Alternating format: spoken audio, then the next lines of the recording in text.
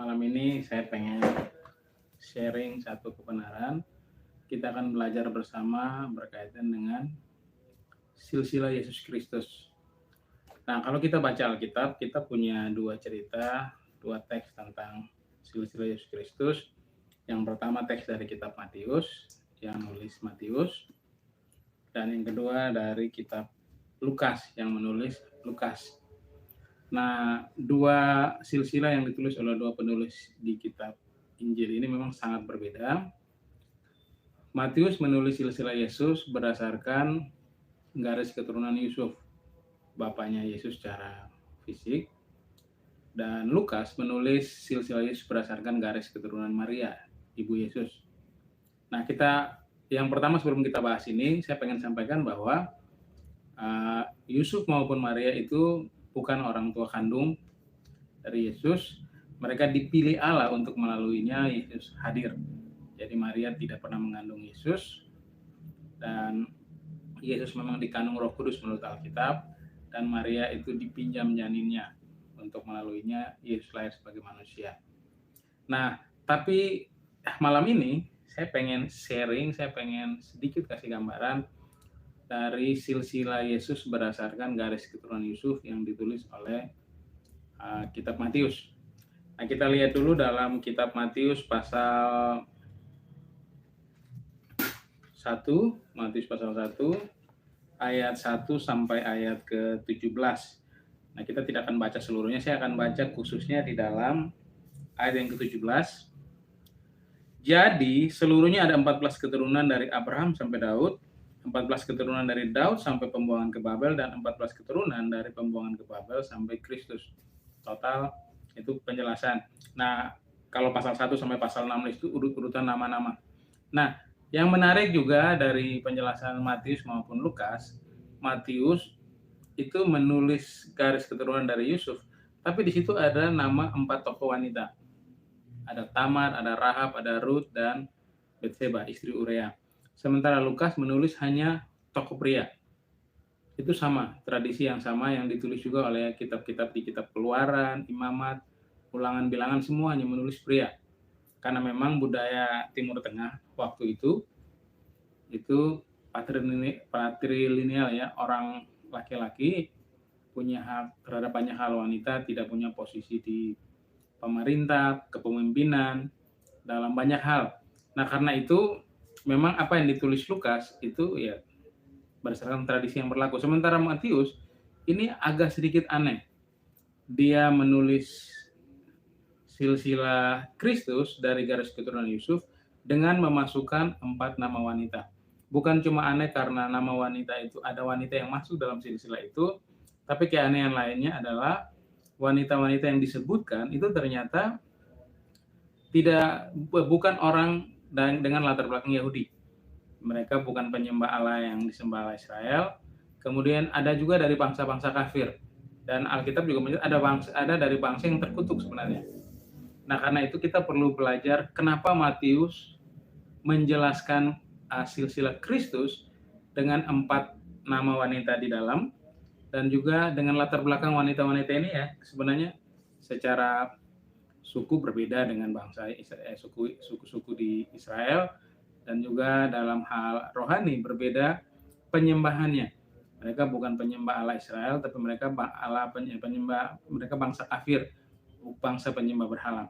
Nah, kita lihat dulu satu-satu di situ. Kalau kita baca mulai ayat 3, Yehuda mempunyai anak namanya Peres dan Serah dari Tamar. Kemudian dalam ayat 5, Salmon mempunyai anak Boas dari Rahab. Boas mempunyai anak Obed dari Ruth. Kemudian dalam ayat 7, ayat 6, Isai mempunyai anak Raja Daud. Daud mempunyai anak Salomo dari istri Uria. Nah, ini menarik. Kenapa harus ada nama 4 wanita dalam silsilah Kristus yang jelas-jelas keturunan Yahudi? Kemudian, kenapa wanita-wanita ini harus masuk sementara mereka bukan bangsa penyembah Allah Israel, mereka bangsa kafir, bahkan ada bangsa yang dikutuk sejak awal. Ada 4 ya, Tamar, Rahab, Ruth, dan Betseba. Nah, kita akan lihat satu-satu dari mereka. Kita lihat dulu si Tamar. Siapa Tamar? Tamar itu Alkitab bilang apa? Ya, Yehuda mempunyai anak Peres dan Sera dari Tamar. Tamar itu siapa? Tamar itu sebenarnya menantunya Yehuda. Jadi Yehuda punya anak justru dari menantunya. Loh kok bisa? Padahal itu kan nenek moyang Tuhan Yesus. Nah, kenapa bisa terjadi? Nah, dalam tradisi bangsa Israel waktu itu karena ada hak waris dan anak sulung punya hak waris paling banyak, dan dalam garis keturunan itu kalau kita tidak punya anak itu bermasalah. Selain ada urusan dengan hak waris, juga urusan dengan keluarga secara umum. Nah, anak pertama Yehuda itu menikah dengan Tamar tanpa anak dan meninggal. Lalu kemudian anak kedua Yehuda namanya Onan menikah juga dengan Tamar dan tanpa anak meninggal. Padahal kenapa Onan harus menikah dengan janda kakaknya? Untuk meneruskan garis keturunan kakaknya. Ternyata tidak bisa. Dan karena tidak bisa, jadi anak Yehuda yang lain yang harus menikah dengan Tamar untuk membangkitkan keturunan buat kakak-kakaknya.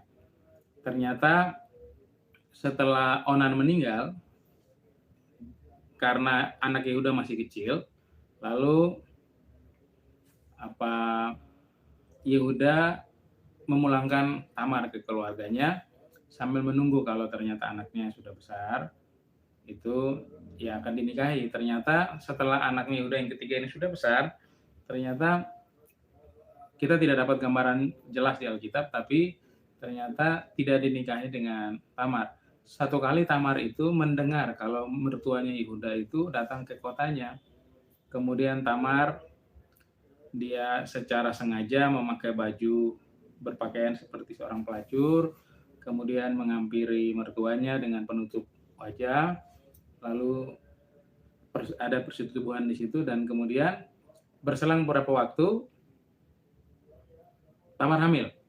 Nah, sebelum mertuanya pulang itu Tamar tidak minta dikasih apa-apa kecuali minta salah satu barang berharga dari mertuanya sebagai bukti kalau itu sebagai bukti lah, sebagai tanda kalau mereka bersama.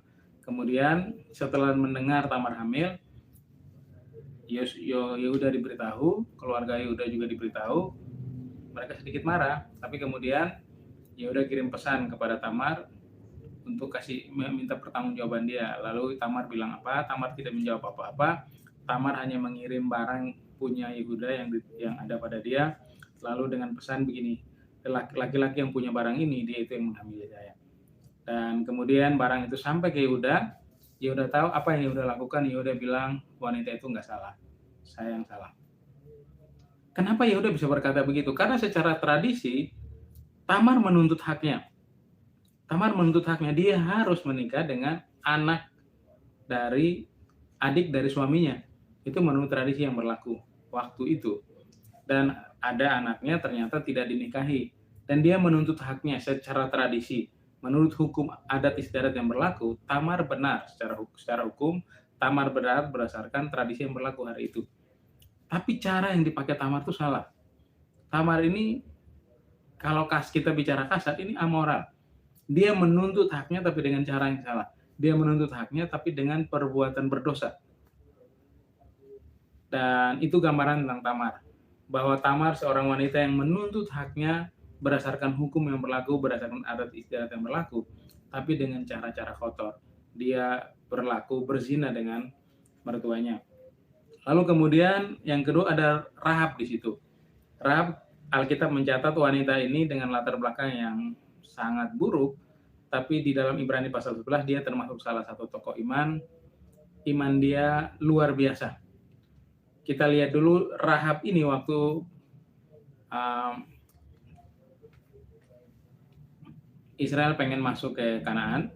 Kita tahu ada 2 pengintai yang diutus untuk melihat Yeriko, karena Yeriko kota pertama untuk masuk ke Kanaan.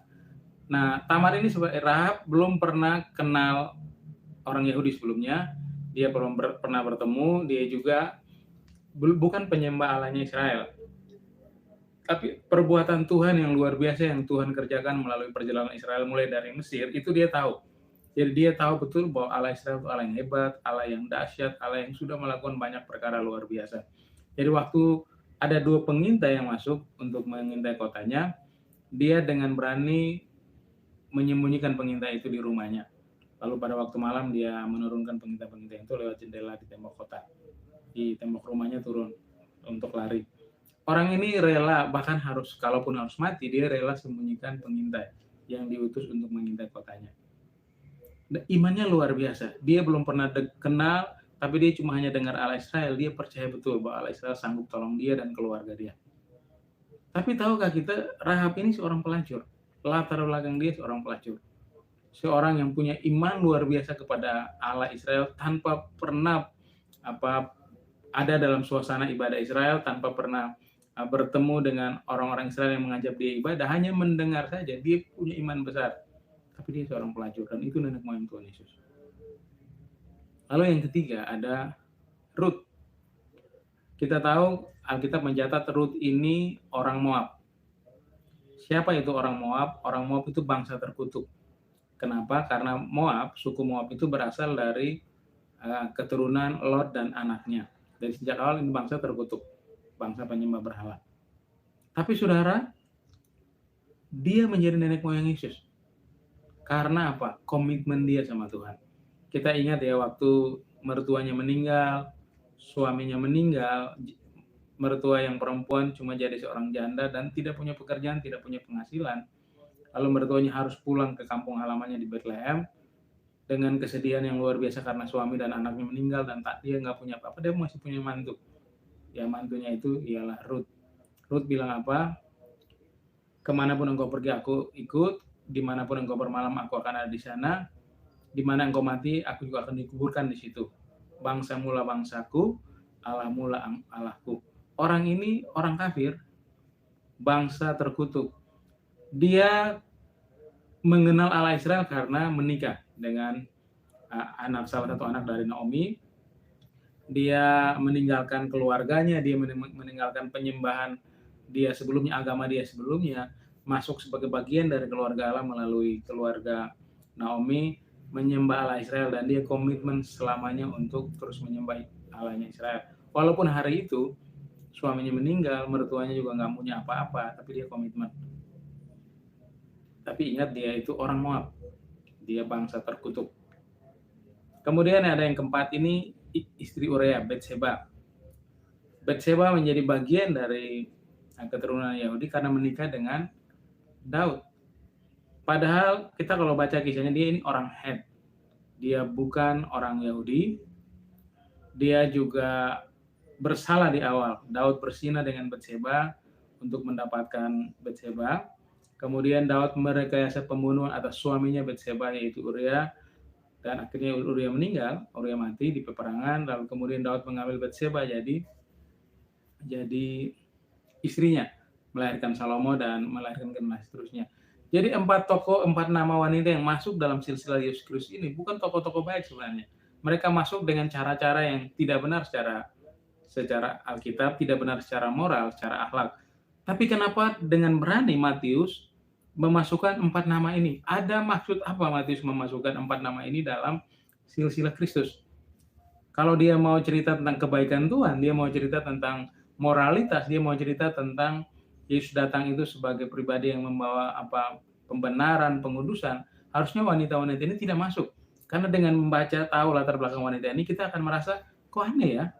Yesus itu anak Allah yang kudus, dia itu pribadi yang kudus, dia mengampuni dosa, dia benci dosa, tapi kenapa kok nenek moyangnya adalah orang-orang seperti ini? Pernah nggak kita mikir begitu? Tapi saudara, Matius tidak pernah salah menempatkan 4 wanita ini di dalam silsilah Kristus. Matius punya tujuan yang luar biasa. Nah, saya akan sedikit kasih gambaran, ada 3 saja. 3 alasan kenapa Matius harus memasukkan nama-nama ini. Ingat bahwa tulisan ini ditujukan kepada orang Yahudi. Yang pertama, untuk apa ada 4 wanita di dalam silsilah ini? Yang pertama, Matius pengen kasih tahu kita bahwa Yesus datang, dia itu datang diberikan kepada seluruh dunia, dia mati untuk dosa semua manusia, tidak terkecuali. Jadi seluruh isi dunia, semua manusia yang ada di dunia, dari latar belakang apapun, Tuhan datang untuk, Tuhan cinta. Dan Yesus datang mati untuk semua orang. Dari suku apa saja, dari bangsa apa saja. Yesus diberikan bukan hanya untuk suku Yahudi, keturunan Israel, keturunan Yehuda, tapi juga untuk semua bangsa, termasuk kita gereja Tuhan, dan termasuk ke seluruh bangsa, setiap suku yang ada di bumi, setiap kaum yang ada di bumi, setiap bangsa yang ada di bumi,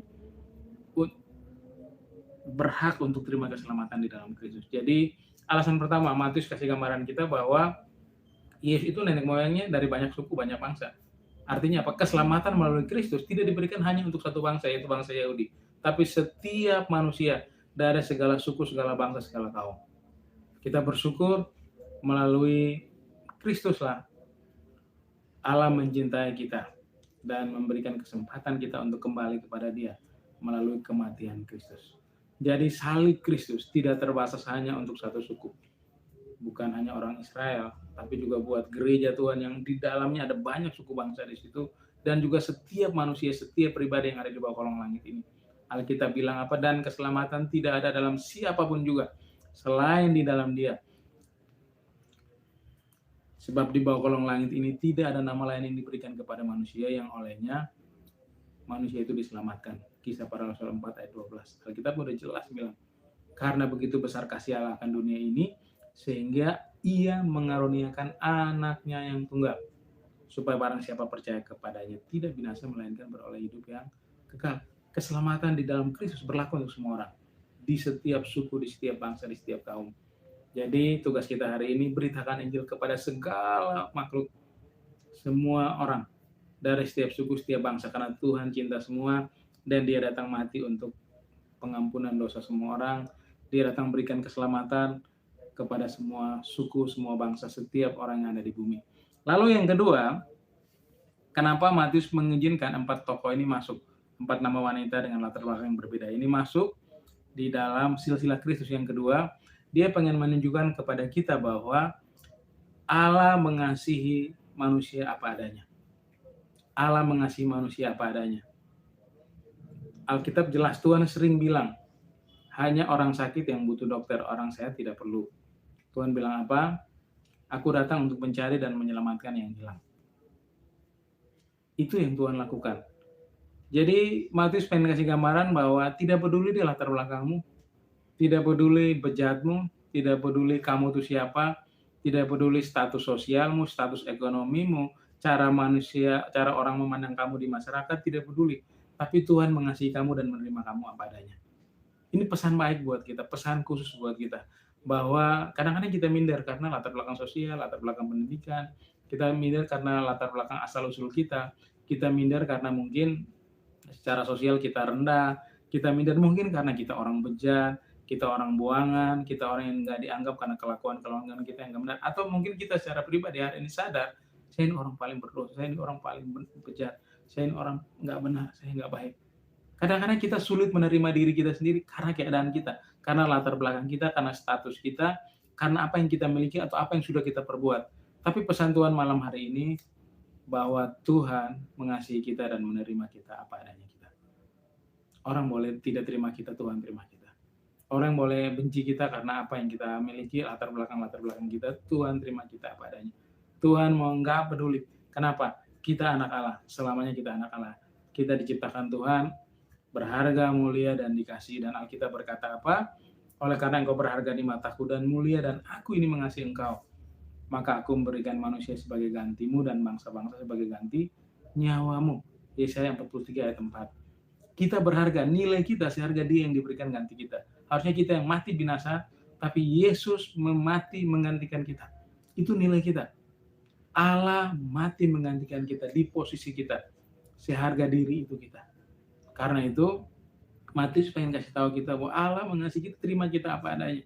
Makanya kita juga jangan tidak terima diri kita juga jangan minder. Kita harus bangga apapun keadaan kita. Semua orang bisa jatuh, semua orang bisa terhilang, semua orang bisa, kita tidak bisa milih kita lahir dari keluarga apa, kita tidak bisa milih kita datang dari latar belakang sosial seperti apa, latar belakang pendidikan seperti apa. Tapi kita di dalam Tuhan, kita punya masa depan. Dan Tuhan terima kita apa adanya. Jangan sampai kita minder dengan keadaan kita. Bangga dengan diri kita. Kenapa? Karena Tuhan aja bangga sama kita, dia mau mati buat kita. Kemudian yang ketiga, kenapa ada 4 tokoh wanita ini di sini di dalam kitab Matius? Gambaran yang ketiga adalah Matius pengen kasih tahu kita bahwa tidak ada dosa yang terlalu besar sampai Tuhan gak bisa ampuni. Mereka ini kalau dibilang moralnya hancur. Tamar moralnya hancur. Rahab sama. Betseba juga sama. Ruth datang dari keluarga kafir, keluarga terkutuk. Tapi apa yang terjadi? Allah memang benci dosa. Tapi Tuhan sayang orang berdosa. Tuhan benci berdosa, Tuhan benci dosa, tapi Tuhan sayang orang berdosa. Jadi gambaran Matius adalah bahwa mau dosa kita seperti apapun, mau bejatnya kita seperti apapun, waktu kita datang di kaki Tuhan, Tuhan mengampuni kita. Untuk dosa kita sebesar apapun, bahkan yang kita belum buat, yang kita belum lakukan, bahkan yang kita mungkin udah lupa, Yesus bisa ampuni. Karena itu malam ini datang sama Tuhan. Kamu merasa kok saya ada di, saya seperti Tamar ya, saya seperti Rahab ya, saya seperti Ruth ya, saya seperti Betseba. Tuhan mengasihi kamu, Tuhan cinta kamu, dia mati buat kamu. Apapun dosamu datang, serahkan hidup sama Tuhan. Pengampunan Tuhan tidak pernah terbatas bagi kita yang datang mencari wajahnya, mengaku dosa dan minta pertolongan Tuhan. Jadi teman-teman dikasih Tuhan, ada 3 hal yang saya bagikan malam ini. Tuhan Yesus memberkati kita semua. Amin.